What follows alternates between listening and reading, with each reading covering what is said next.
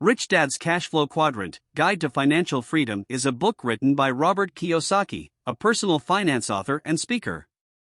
The book is a guide to understanding the different ways to make money and how to move from the rat race of traditional employment to financial freedom through investing in assets that generate cash flow.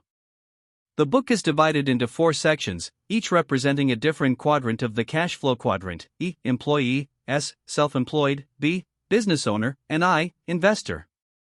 The book emphasizes that the key to financial freedom is to generate passive income through investments in assets such as real estate, stocks, and businesses. Kiyosaki also stresses the importance of financial education and the difference between assets and liabilities. He explains that traditional education does not teach us about money and how to become financially independent, but instead, it teaches us to become employees and become dependent on a job for income. The book also includes case studies and examples of people who have achieved financial freedom by following the principles outlined in the book. Overall, the book provides practical advice and strategies for achieving financial freedom and offers a new perspective on money and wealth.